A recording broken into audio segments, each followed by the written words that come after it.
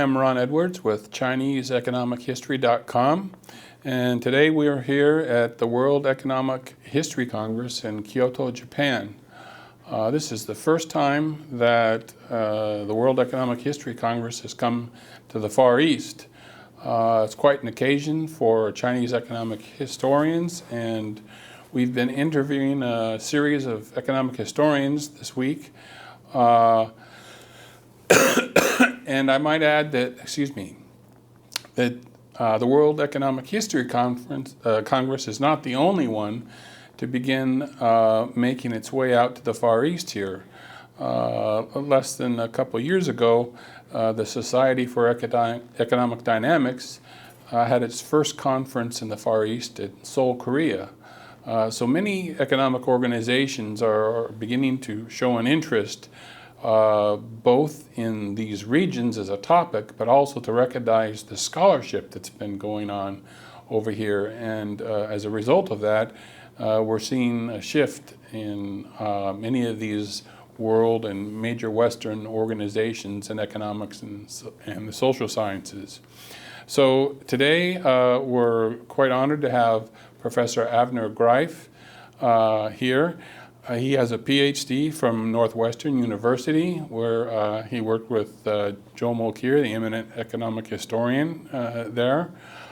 He is a chaired professor in the Department of Economics at Stanford University.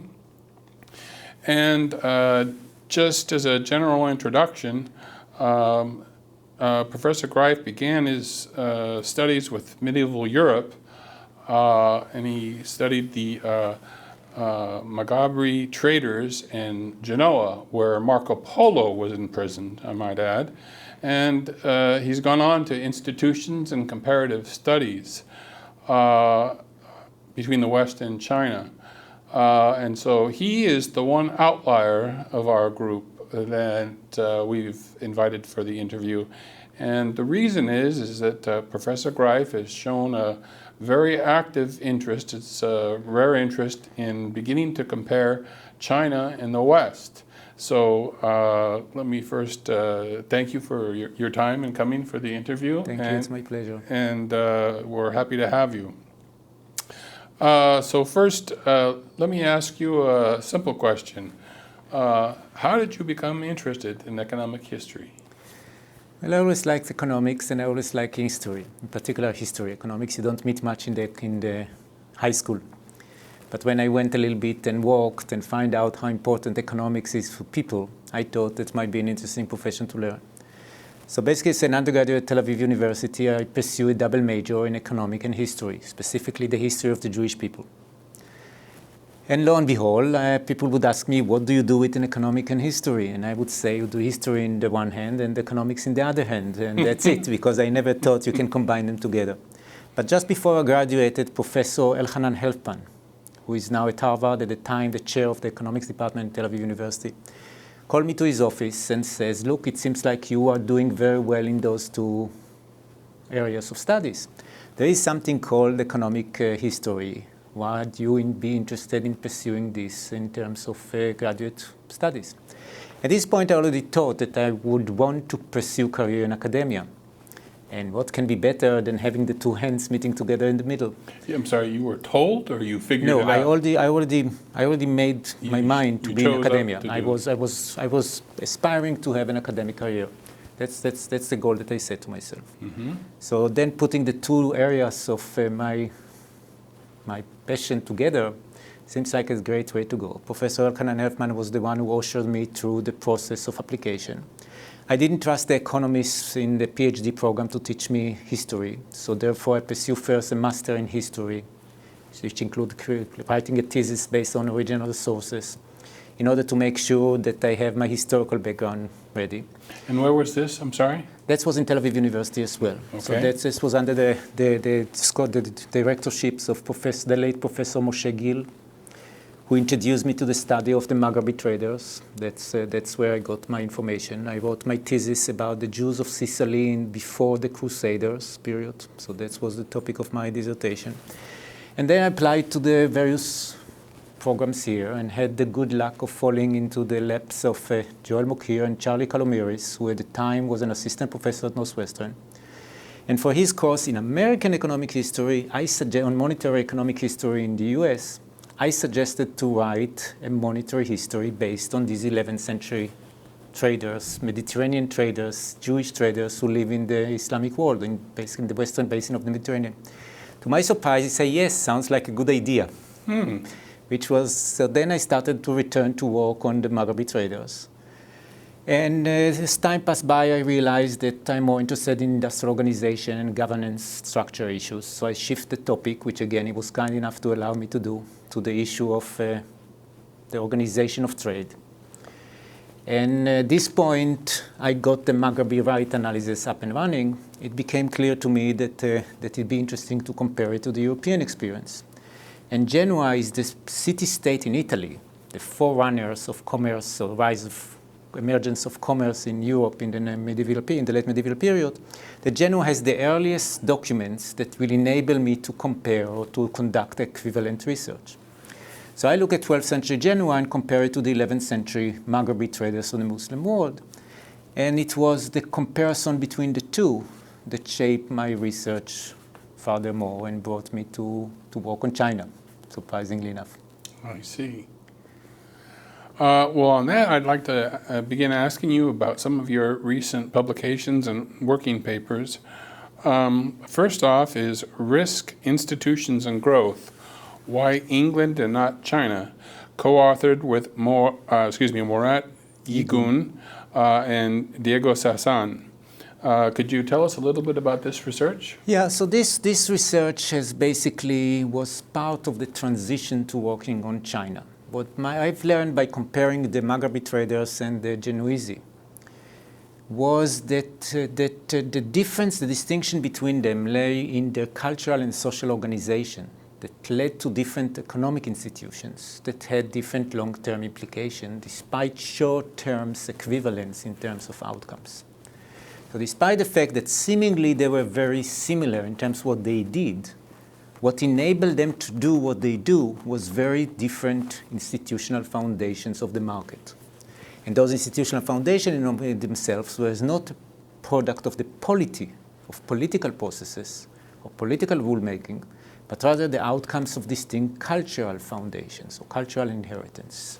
More individualistic cultures in Europe, more cooperative organizations based on interests in Europe, and more organization which is more based on innate social characteristics, Jews from particular region, particular area, and so on and so forth, among the Maghrebi traders.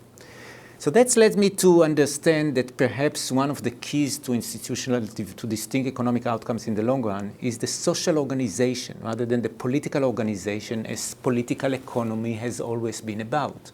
And for good reasons. Again, I think political economy is important. But what about society? Society does not really exist in the realm of our analysis. Perhaps it's important. And furthermore, in this respect, the implication of it are broader than society versus politics, or the interaction between them. It's rather, the question is whether the issue of development depends on conflict or cooperation. What do I mean by that? That the basic idea in economics, following Adam Smith, long time ago, laissez-faire, let live. If just let people do what they want to do, pursuing your social self-interest will maximize social welfare. So what we need to study in order to understand development is the factors that hinders development from transpiring, because development is the default. You get Pareto optimal outcomes no matter what, if you just do what you want to do. And the focus of analysis, therefore, was on conflict, distributional conflicts, that hindering from people to do what they want to do, and therefore you get better economic outcomes, less development. And in my view, the question was whether it is the focus that we should look at in studying development and long-term distinctions between economic processes development, is the issue of cooperation. How do people combine effort to achieve a common goal? Because after all, development is a social process. It's not an individual level process. Right? So this particular paper looks at particular aspect of this different view of the world. So the question is whether the social organization of poor relief mattered in the economic development of China and Europe. I see. And the organization of poor relief was very different. Poor relief. Poor relief, the help to the people who are destitute. Now, why this is a relevant issue in the context of development? Why poor? Why to put the poor there? Usually people put the elite as the factor that limit development. But this is the laissez-faire idea. If the elite wouldn't have been there to prevent the poor people from becoming rich, they would have become rich. Right. Well, but the process of development itself implies that many people who were content with their economic situation will become poor, just like many others will become rich. Development has distributional effect in and of itself. Why so? Because the essence of economic development, at least modern economic development, is that of machinery that save labor. That's the trick. That's what brought us here. But it does imply that in the short term, there'll be some people will lose their job, right? Because you are being replaced by machine. So in the initial process of development, when the labor market are thin, information is rare in between, people cannot move far away from where they live, and so on and so forth. If you leave your job, you may perish without social assistance. So people don't like to starve to death, and they don't like their family starving to death even less. So therefore, they might resort, and likely to resort, to violence in terms of gaining foods. So stability, lack of change, is the best way to confront this problem. And as a matter of fact, if you look at England before 1970-50, the majority of the single largest group.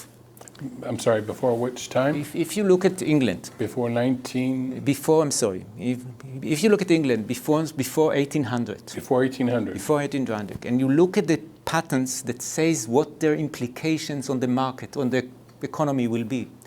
The single largest impact that they emphasize is that they are labor augmenting.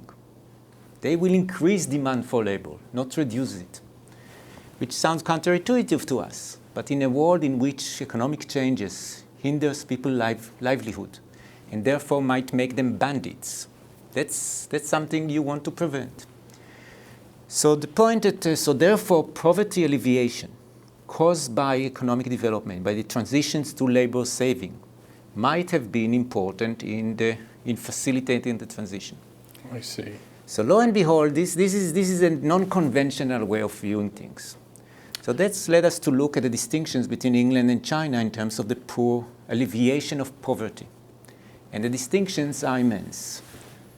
And I can go into the detail if you're interested, but... Briefly, please. Yeah, so basically the main idea is that in China, the main poor relief system was based either on the clan trust or the family members or on the granary system. And I'm sorry, could you please specify which period in China you're talking about, I roughly? mean, the trust clan started more or less in the Song dynasty.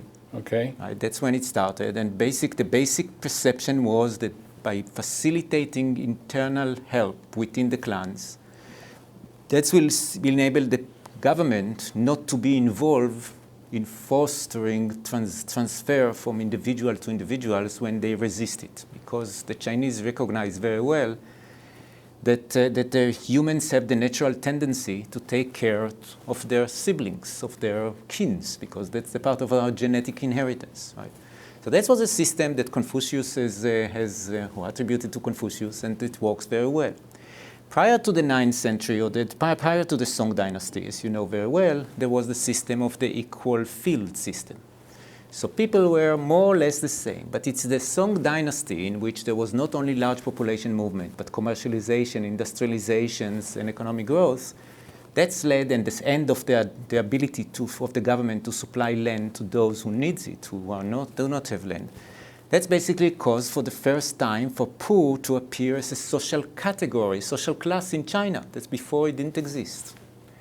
And the Chinese look how to solve this problem, that they would not become bandits. And the solution was to rely on the clan, on the extended family. And it's worked marvelously well. But over time, it became less and less effective. As number of people increase, the inequality in resources between clans, not between individuals, becomes bigger. And basically the system was declining over time. And with them decline innovations, as you know very well, decline over time as well. In England, the process of poverty alleviation was very different. Until the Reformations in the beginning of the 16th century, poor relief was provided by the church. It was uncertain, it was non-mandatory, it was based on the good heart of the people who run the monasteries and so on and so forth. But this was the system, for better or worse, it worked. But by the Reformation, all this system was gone. Henry VIII confiscated the property of the monasteries. He was supposed to put it into welfare and universities and other good deeds, but he preferred to fight for vain at French and other enemies, and basically the money was gone. The gentry became richer. As population began to grow again by the second half of the 16th century, there was a need to solve the problem. Under Elizabeth I, various arrangements were tried, and by the beginning of the 17th century, the old poor law, the Elizabethan poor law, was put in place. It basically made it illegal to die of starvations in England. Now, it's pretty hard to punish the guy who died from starvation for his misdeed, but the parish authorities were legally obliged to provide for the poor.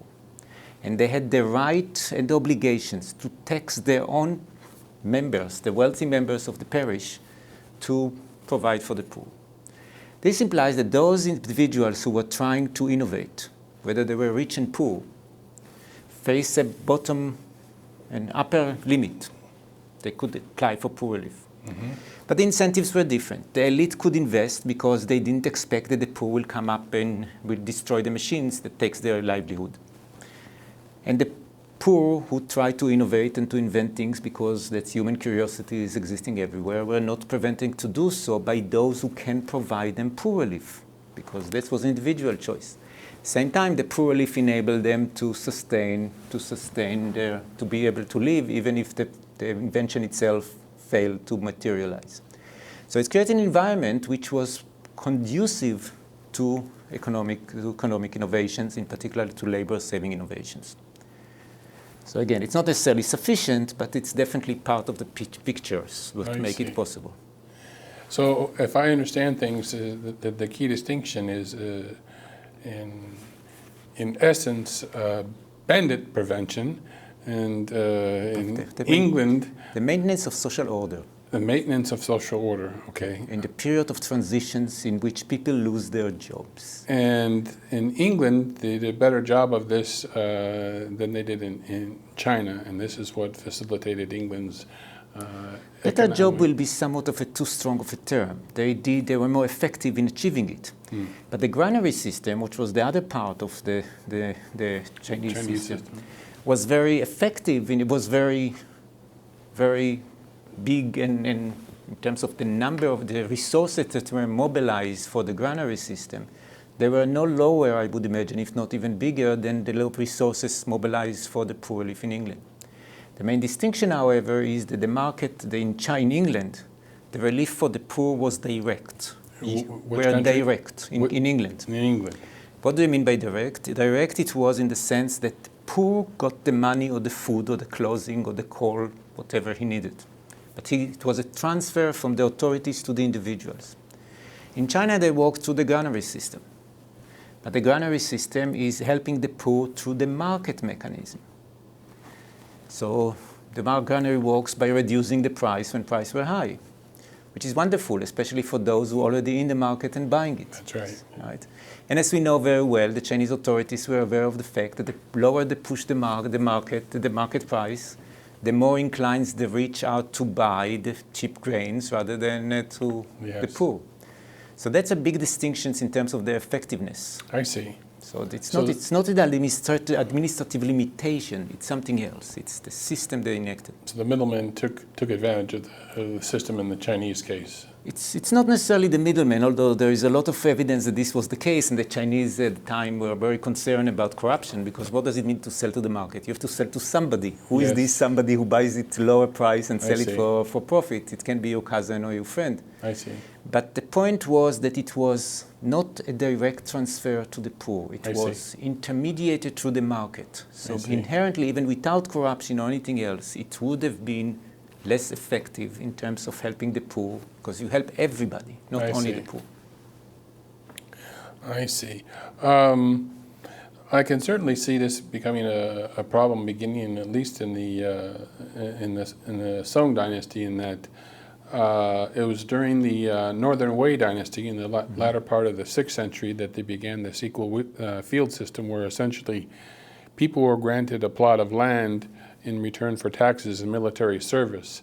But this system broke down in the Song dynasty for the first time, and there was an open market for land.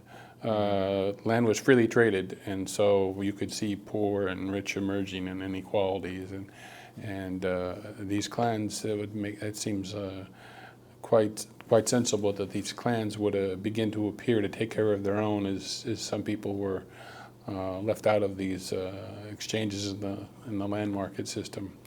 Let me ask you one question, which I apologize, I meant to ask you first. Your major book, which has been quite well received, Institutions and the Path to Modern Economy, Lessons from Medieval Trade, published by Cambridge University Press. How does that fit into this picture of your So that's fit in terms of the basic approach to the issue of institutions, cultures, and economic outcomes. That's how it relates, on the first relationship. The second, in terms of the subject matter. So let me first with the first one. The point is that economic theory and so the way that I have studied there is, or the way that the book is written, the book advocates approach to study economic and economic history, economic processes over time, which I call historical and comparative institutional analysis. It emerged in the context, it's basically what brought me to Stanford, in which Masaoki, Paul Milgrom, and other scholars were thinking in the same vein or in the same directions, and that's part of the reason I ended up to be there and being in their company and benefiting from their wisdom. So, but the point, the idea is to look not at one factor at a time, and not, so the basic idea is to understand that that what we need to study is historical processes, but history is too descriptive in order to make sense out of it, one dumb thing after another, and therefore you need an analytical framework that will constrain. Sure. The analytical framework that I've used in the book is particularly game theory, and the beauty about it is that it also leaves many topics or many issues or possible outcomes. The multiplicity of equilibrium in even a very simple game theoretical framework. But at the same time, the advantage of the game theoretical framework is that it enables you to capture the impact of culture in a way that other frameworks have our time to capture. Why so? Because game theoretical enable you to map from one observable to another through beliefs by the individuals involved in the interaction about events that do not transpire on the equilibrium path. Belief whether I'll be punished by the court if I do something bad, or I'll punish by other commerciants. That can be captured, and you can generate predictions with respect to various outcomes, observable outcomes, based on the assumption that one or another of those beliefs prevail. So it enables you to access the issue of culture and its influence on behavior and outcomes in a way which is not possible in many others. But again, the same problem transpires here as well. The analytical framework restricts the set of outcomes which are feasible to those that are self-enforcing specifically and credible, but at the same time it leaves many options open. So it was the combination of the history and the theory, that both of them constrain the others, that gives me the analytical leverage. But furthermore, then you go back in history. So you get a lot of predictions that you can match. And then you go comparatively. So then you have different predictions to match. So it is the scope of the analysis and the combination of the history and the analytical framework which gave me the ability to discuss institutions and their relationship to culture in a way that was not done before.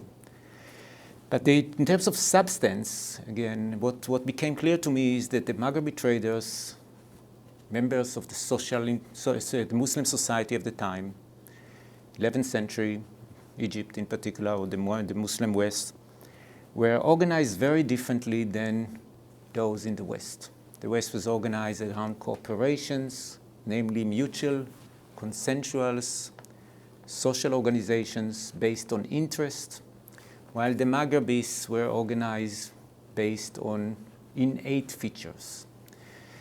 And that's led me to think about the generality of this phenomena.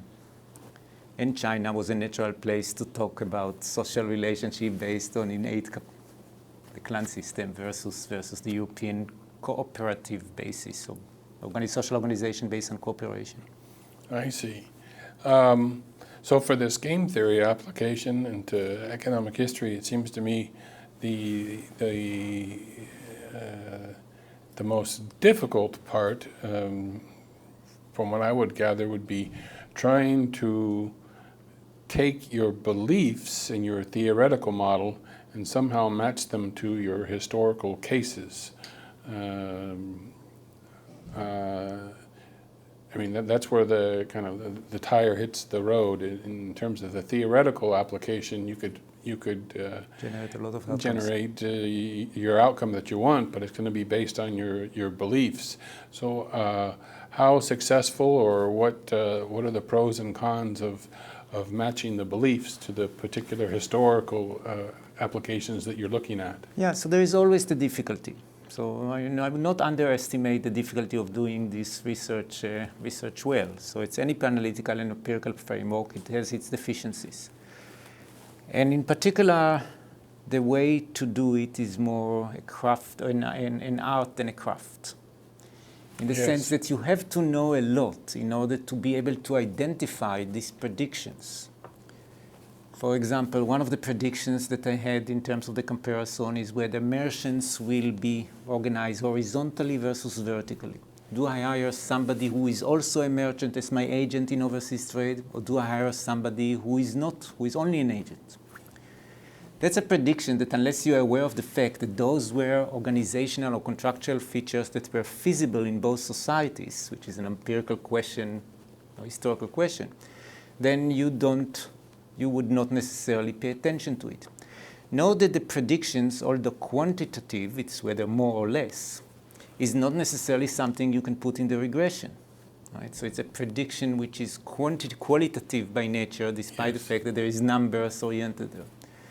So that's big part of the challenge. The challenge is you have to understand very well the historical context and the comparison, so you will be able to identify the set of predictions that enable you to conduct the research. But the most important one is the distinction, the conceptual distinctions between the games that we analyze and the institution we want to study and the cultural beliefs we want to study. Yes. And the distinction is that the game is the mean to an end. It's not that they are involving in the game. That's the mechanism through which we constrain what might be the outcomes if they perceive the game to be one way or another. Right. So the point is that when you look at the games from this perspective, the cultural beliefs, the difference between strategies, what I do in the game, and the culture is what I take with me to the new situation. In game theoretical analysis, as you're probably very well aware of, if I change the rule of the games, there is another action possible for me. The game starts afresh. There is no relationship between the equilibrium conception, the equilibrium that prevails at time t before the change and at time t plus 1 with the change. Realistically, however, we know that people are people. I mean, between period t and t plus 1, it will be the same individual sitting there on the node. And this implies that so the cultural element is manifests itself in the people bringing with them to a new situation the beliefs they held before. And those beliefs are the initial conditions in their taking action. But those beliefs will influence their decisions whether to create a new action, so a new situation, whether to create a new organization or not. Because in creating something new, you have to anticipate what the response to it will be. And the best predictor you have is based on what had transpired in the past. So whatever is not changed, the cultural beliefs will tell you what will happen as the initial conditions. It's only with respect to what will be new, that's where the uncertainty is. But so that's the way that basically this game theoretical analysis of strategies and what people will do in a particular contingencies becomes part of their cultural beliefs that they bring to new situations and motivate them to change the rules of the game in various ways. And but this is not that's created predictions and the time dimension, so that the connections between the past and the present, the past and the future. I see. It was a little bit tough to explain, I must admit. But, no, I understand. I think our audience in the economics community understand. I didn't mean that question to be so long, yeah. No, I didn't mean the question to be discouraging in the sense that I'm actually in this precisely the same game. I do dynamic game theory, and at the end of the day, I can write down a model that says under institution A you get equilibrium A, and under institution B you can get equilibrium B. But you can pick up the review of economic dynamics and find thousands of papers like this. Mm. The difficulty is when you get involved in economic history is showing that the institution A is relevant to the particular period or country you're looking at, and institution B is. I agree with you. And this is all usually largely qualitative and requires a lot of cost in terms of. Yeah, so basically the basic line in terms of what you were asking is that the basic framework within which I use this book, and that's the contribution that goes, I hope, beyond the particularities of what I've studied, is the framework within which you can study the impact or rigorously study the impact of cultures and institutions and the interrelationship in a unified framework which is based on the predictive power of the theory on the one hand and the constraints imposed to you by the historical facts and observations. And the matching of these. And the matching of these, but not only over time, but also in terms of the comparison. Yes. So the idea is we think about economics as fitting a line in econometrica. Mm-hmm. Right? So we both know that if you have 1 point, you have infinite number of lines. If you have 2 points, you have only one line that can move between the two of them, if the line is straight. But the line may not be straight, and again, you have infinite amount of lines. So the more dots you have, the smaller. That's right. The smaller is the number of lines you can fit in. So my approach with the comparative and historical is to fit the line to dots in terms of the time dimension and the comparative dimension. And that's the way I gain more confidence in the argument and the assertions, the conjecture that I'm trying to evaluate. Well, I'm very sympathetic to this approach. This is essentially similar research that I'm doing, and is matching these model assumptions and key features to the historical cases. It takes quite a bit of time and effort, as you say. You really have to match the history and the economics, and it's not a part-time job. That's true. It's not a part-time. A good way to put it. Yeah. So with that, let me go on to your next paper that you've been working on. It was published in the American Economic Review in 2010. It was co-authored with Guido Tabellini, Cultural and Institutional Bifurcation, China and Europe Compared. Could you tell us a little bit about this paper? Yeah, so this paper basically was the summary of our conjecture with respect to the bifurcation, cultural and institutional bifurcation between China and Europe.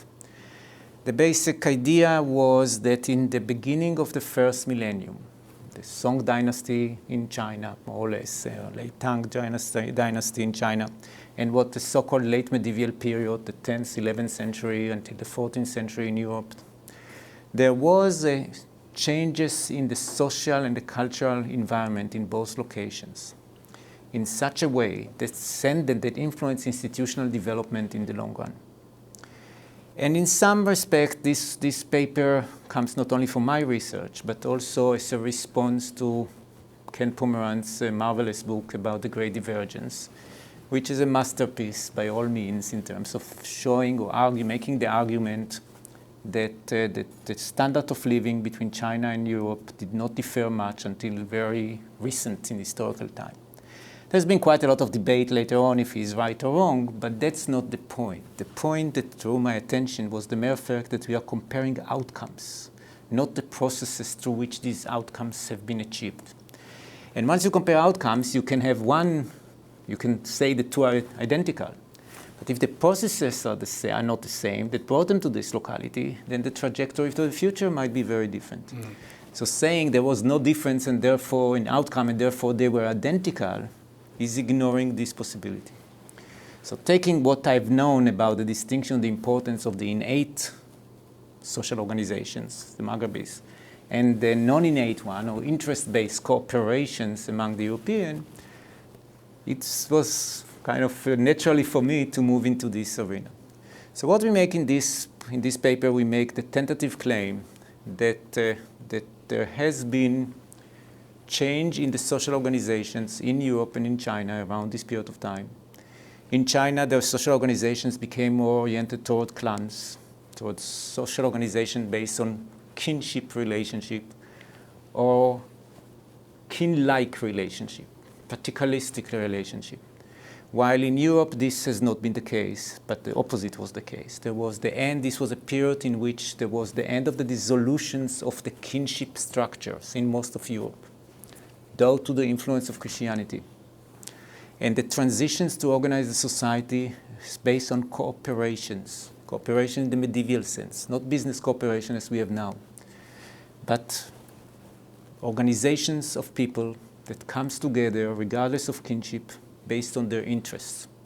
They are voluntary, they are self-governed, they are coming to benefit their members.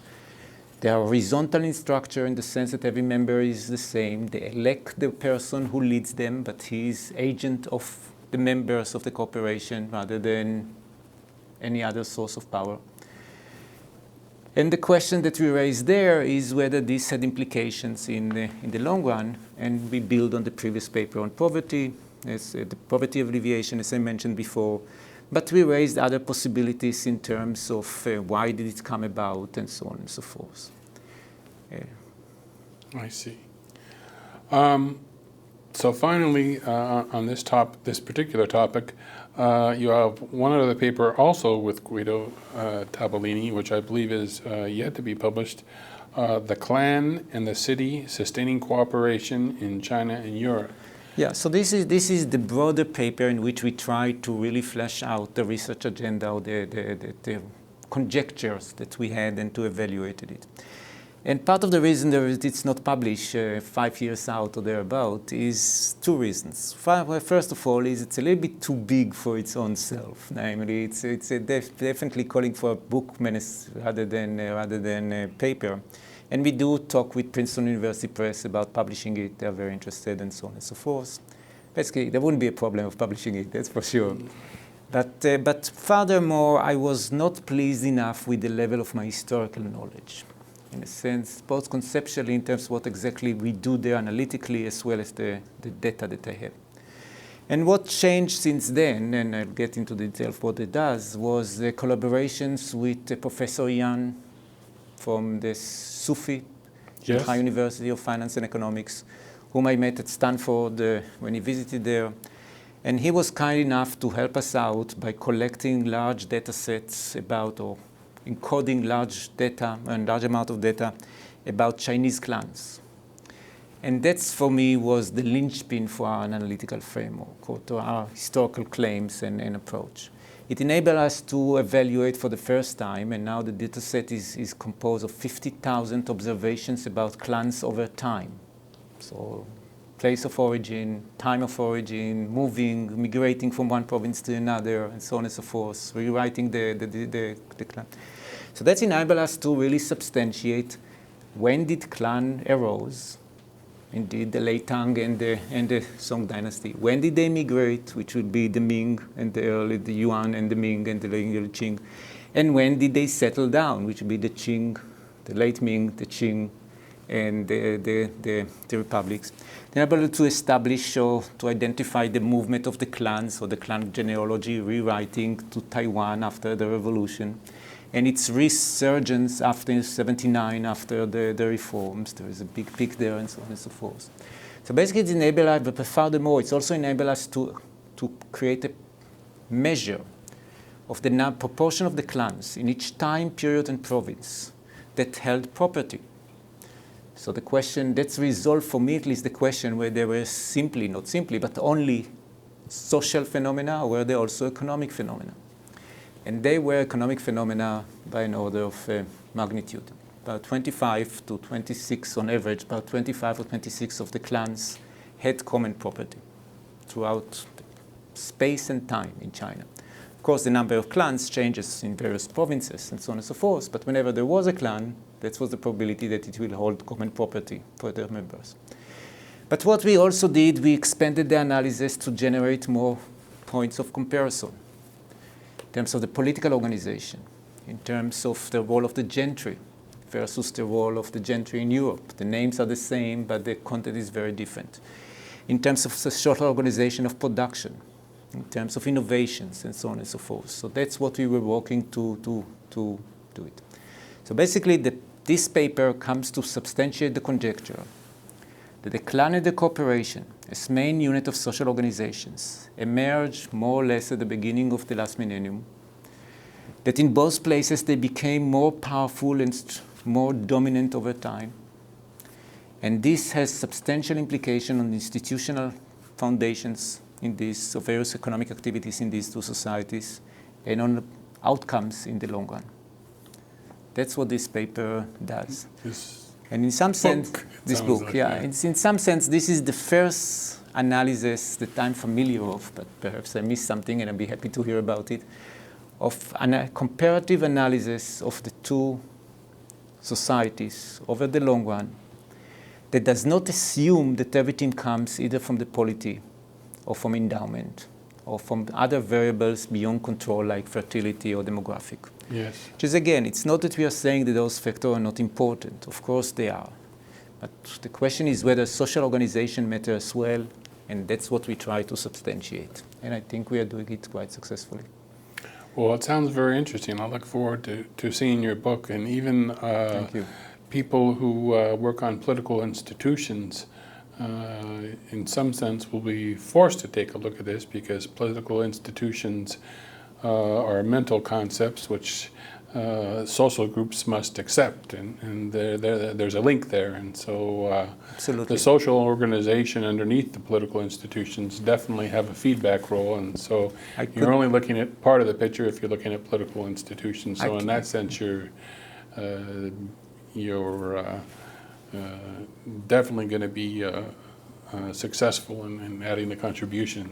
Yeah, you cannot put it, I couldn't have put it better than the way that you say it. I mean, in my view, the idea that you can look at politics independent of society is missing a big part of the project, of the point. And there are complementary projects that looks at those aspects.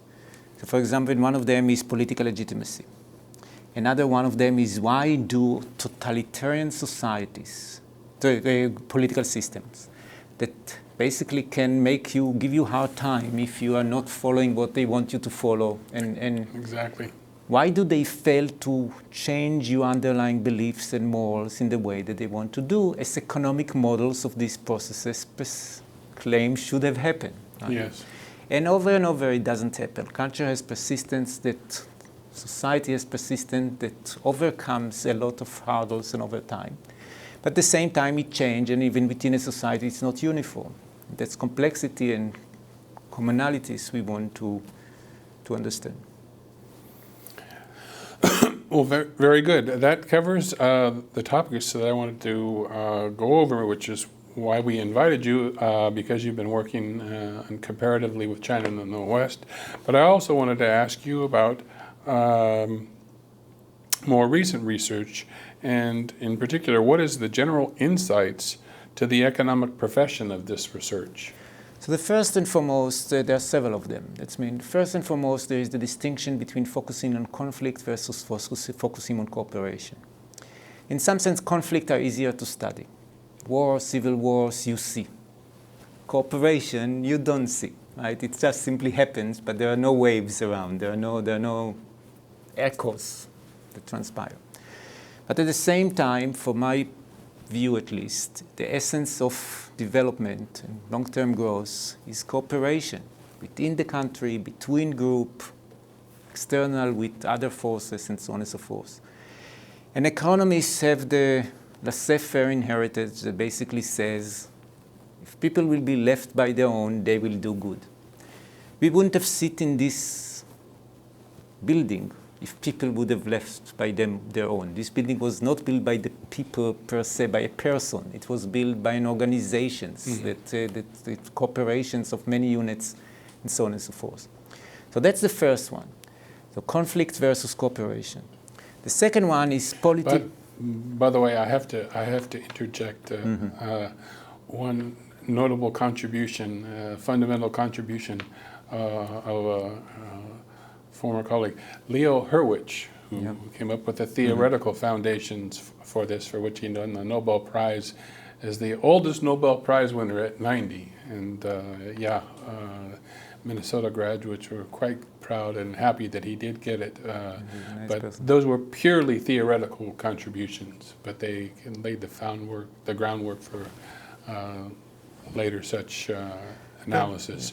But perhaps it's not coincident that Masaoki, my colleague at Stanford, was a student of Horowitz, which just indicate, let's the make theory, it. The theory seems to have come first, but now it's our generation, our job to now start matching it to data and so forth. Yeah.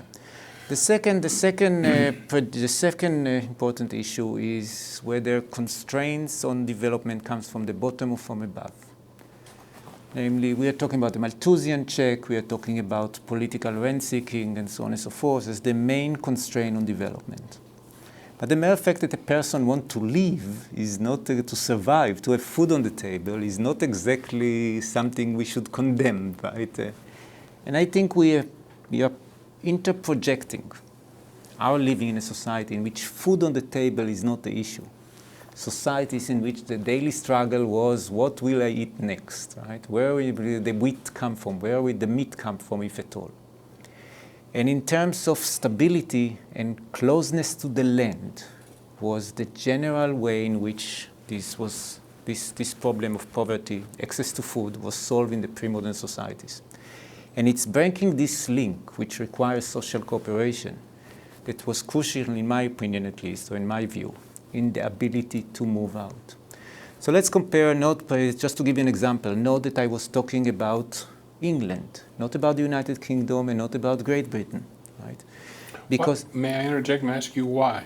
Because Scotland has a different poor relief system than England. I see. As a matter of fact, the kirks, the church organizations in Scotland, object to any redistribution through taxation. They say it's a matter of moral of the individual to decide whether he wants to give or not. I see. So in this respect, for example, while the Enlightenment, as my mentor, Joel Mokyr, has been recently emphasizing and quite convincingly, while the Enlightenment was very important in moving the elite to do things, to advance science and technology and so on and so forth, and he's definitely right that this has been the case, despite the fact that the Scottish Enlightenment came before and was definitely deeper than the English Enlightenment, whether there was Enlightenment in English or not is a historical debate that he had to win first, but the Scottish Enlightenment, Adam Smith, his manifestation of this project, is undoubtedly there. But no, they didn't have industrial revolution, they didn't have the economic takeoff that England had until the English became, so Scotland became part of England and the poor relief system changed. I see. Right. So that's so the Industrial Revolution in your view was really began in England and not in Scotland, despite the fact. And how about Wales? Wales is somewhat different. Wales is falling within England. Okay. Yeah. So there is no distinction per se in this period to the 17th century. Yeah. But Ireland is again different because they have the Catholic Church. So. And I looked at the patent records in this period of time, before and during the Industrial Revolutions. You do have patents from Irish, you do have patents from Scottish, and so on and so forth. They come to England, they do it there, but presumably they couldn't implement it in Scotland. They implemented it in England itself. I see. So that's will be my general perception. Yeah. Insight for the economists. Well, very good. I think at this time we'd like to thank Professor Greif for his time. I had the pleasure of meeting him at Stanford University about a year ago. He was kind enough to invite me over, and I'm happy to invite him here for this interview for economists in the West who don't know about his recent work. and I hope it was done at a level for economists to understand briefly and quickly the basic thrust of his recent research, and we thank him. So thank you very much. Thank you. And we hope you enjoy your stay here in Kyoto at the first time the World Economic History Congress has made it out here to the Far East. Thank you very much. Thank you.